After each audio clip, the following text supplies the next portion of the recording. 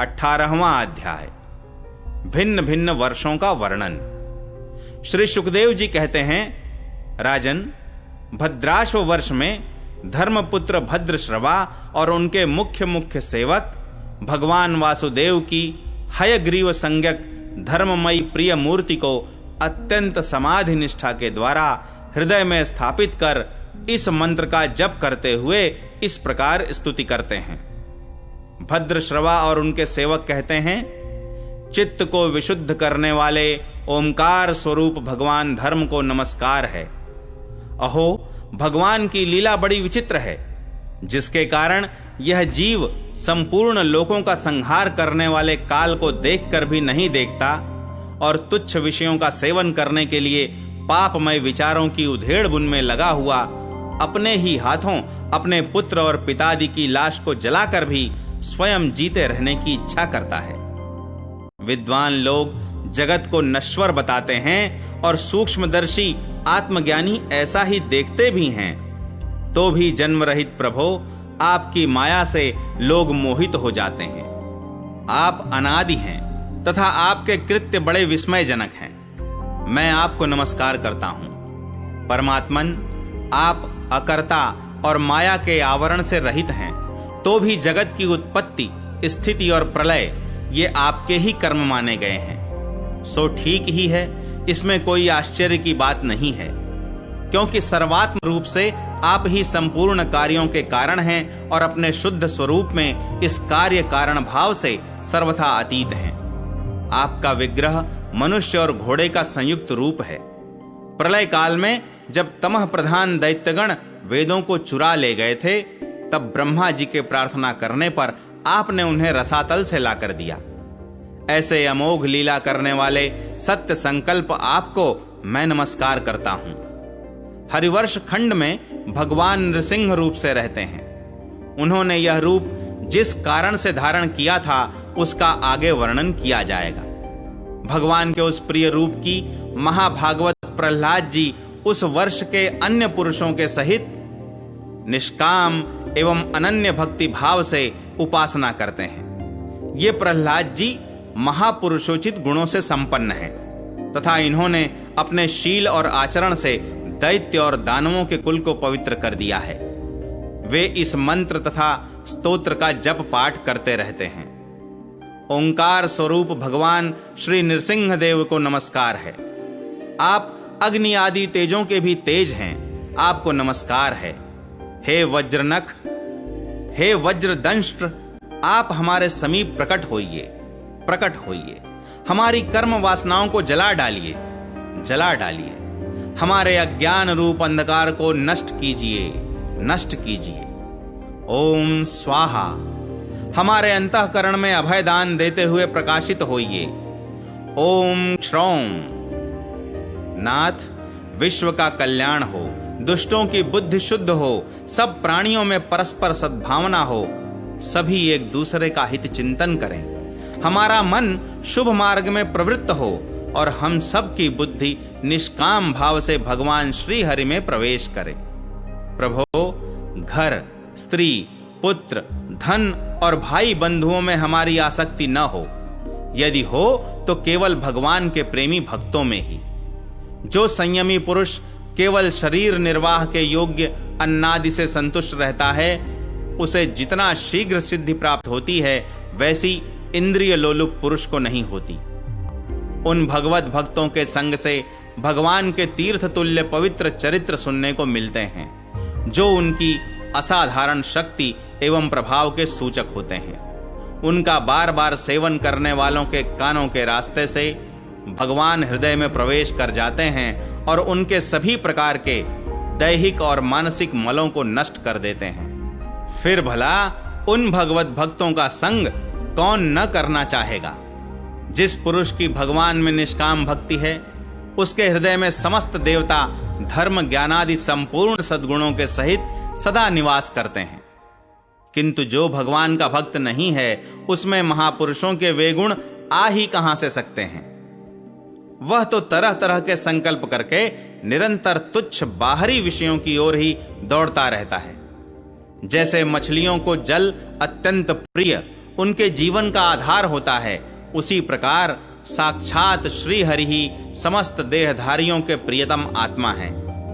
उन्हें त्याग कर यदि कोई महत्वाभिमानी पुरुष घर में आसक्त रहता है तो उस दशा में स्त्री पुरुषों का बड़प्पन केवल आयु को लेकर ही माना जाता है, गुण की दृष्टि से नहीं।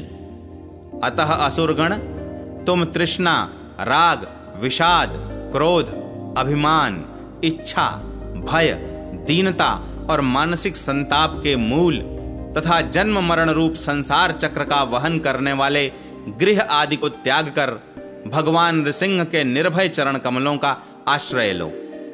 केतुमाल वर्ष में लक्ष्मी जी का तथा संवत्सर नामक प्रजापति के पुत्र और पुत्रियों का प्रिय करने के लिए भगवान कामदेव रूप से निवास करते हैं। उन रात्रि की अभिमानी देवता रूप कन्याओं और दिवसाभिमानी देवता रूप पुत्रों की संख्या मनुष्य की 100 वर्ष की आयु के दिन और रात के बराबर अर्थात 36 हजार वर्ष है, और वे ही उस वर्ष के अधिपति हैं। वे कन्याएं परम पुरुष श्री नारायण के श्रेष्ठ अस्त्र सुदर्शन चक्र के तेज से डर जाती हैं, इसलिए प्रत्येक वर्ष के अंत में उनके गर्भ नष्ट होकर गिर जाते हैं। भगवान अपने सुललित गति विलास से सुशोभित मधुर मधुर मंद मुस्कान से, मनोहर लीलापूर्ण चारु चितवन से, कुछ उझके हुए सुंदर भ्रूमंडल की छबीली छटा के द्वारा वदर नारविंद राशि राशि सौंदर्य उड़ेल कर सौंदर्य देवी श्री लक्ष्मी को अत्यंत आनंदित करते और स्वयं भी आनंदित होते रहते हैं। श्री लक्ष्मी जी परम समाधि योग के द्वारा भगवान के उस मायामय स्वरूप की रात्रि के समय प्रजापति संवत्सर की कन्याओं सहित और दिन में उनके पतियों के सहित आराधना और वे इस मंत्र का जप करती हुई भगवान की स्तुति करती हैं। जो इंद्रियों के नियंता और संपूर्ण श्रेष्ठ वस्तुओं के आकार हैं, क्रिया शक्ति, ज्ञान शक्ति और संकल्प अध्यवसाय आदि चित्त के धर्मों तथा उनके विषयों के अधीश्वर हैं, 11 इंद्रिय और 5 विषय इन 16 कलाओं से युक्त हैं, वेदोक्त कर्मों से प्राप्त होते हैं तथा अन्नमय, अमृतमय और सर्वमय हैं। उन मानसिक, इंद्रियक एवं शारीरिक बल स्वरूप परम सुंदर भगवान कामदेव को ओम ह्राम ह्रीम ह्रूम इन बीज मंत्रों के सहित सब ओर से नमस्कार है। भगवान, आप इंद्रियों के अधीश्वर हैं। स्त्रियां तरह तरह के कठोर व्रतों से आपकी ही आराधना करके अन्य लौकिक पतियों की इच्छा किया करती हैं, किंतु वे उनके प्रिय पुत्र, धन और आयु की रक्षा नहीं कर सकते, क्योंकि वे स्वयं ही परतंत्र हैं।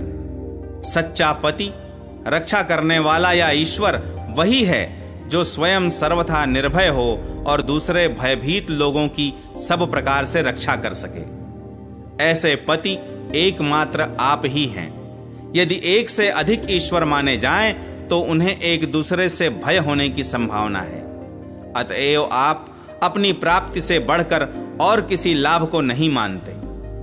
भगवान, जो स्त्री आपके चरण कमलों का पूजन ही चाहती है और किसी वस्तु की इच्छा नहीं करती, उसकी सभी कामनाएं पूर्ण हो जाती हैं, किंतु जो किसी एक कामना को लेकर आपकी उपासना करती है, उसे आप केवल वही वस्तु देते हैं, और जब भोग समाप्त होने पर वह नष्ट हो जाती है तो उसके लिए उसे संतप्त होना पड़ता है। अजित, मुझे पाने के लिए इंद्रिय सुख के अभिलाषी ब्रह्मा और रुद्र आदि समस्त सुरासुर गण घोर तपस्या करते रहते हैं, किंतु आपके चरण कमलों का आश्रय लेने वाले भक्त के सिवा मुझे कोई पा नहीं सकता, क्योंकि मेरा मन तो आप में ही लगा रहता है।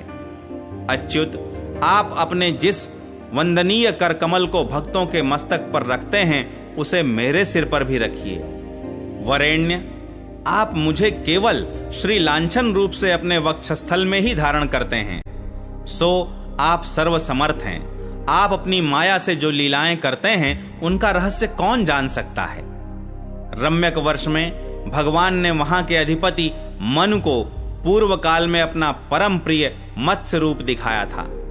मनु जी इस समय भी भगवान के उसी रूप की बड़े भक्ति भाव से उपासना करते हैं और इस मंत्र का जप करते हुए स्तुति करते हैं। सत्व प्रधान मुख्य प्राण, सूत्रात्मा तथा मनोबल, इंद्रिय बल और शरीर बल, ओंकार पद के अर्थ सर्वश्रेष्ठ भगवान महामत्स्य को बार बार नमस्कार है। प्रभो, नट जिस प्रकार कठपुतलियों को नचाता है, उसी प्रकार आप ब्राह्मणादि नामों की डोरी से संपूर्ण विश्व को अपने अधीन करके नचा रहे हैं। अतः आप ही सबके प्रेरक हैं। आपको ब्रह्मादि लोकपाल गण भी नहीं देख सकते, तथापि आप समस्त प्राणियों के भीतर प्राण रूप से और बाहर वायु रूप से निरंतर संचार करते रहते हैं। वेद ही आपका महान शब्द है। एक बार इंद्रादि इंद्रियाभिमानी देवताओं को प्राण स्वरूप आपसे डाह हुआ, तब आपके अलग हो जाने पर वे अलग अलग अथवा आपस में मिलकर भी मनुष्य, पशु, स्थावर जंगम आदि जितने शरीर दिखाई देते हैं, उनमें से किसी की बहुत यत्न करने पर भी रक्षा नहीं कर सके। अजन्मा प्रभो, आपने मेरे सहित समस्त औषध और लताओं की आश्रय रूपा इस पृथ्वी को लेकर बड़ी बड़ी उत्ताल तरंगों से युक्त प्रलयकालीन समुद्र में बड़े उत्साह से विहार किया था। आप संसार के समस्त प्राण समुदाय के नियंता हैं। मेरा आपको नमस्कार है। हिरण्यमय वर्ष में भगवान कच्छप रूप धारण करके रहते हैं। वहां के निवासियों के सहित पितृराज अर्यमा भगवान की उस प्रियतम मूर्ति की उपासना करते हैं और इस मंत्र को निरंतर जपते हुए स्तुति करते हैं। जो संपूर्ण सत्व गुण से युक्त हैं, जल में विचरते रहने के कारण जिनके स्थान का कोई निश्चय नहीं है तथा जो काल की मर्यादा के बाहर हैं, उन ओंकार स्वरूप सर्वव्यापक सर्वाधार भगवान कच्छप को बार बार नमस्कार है।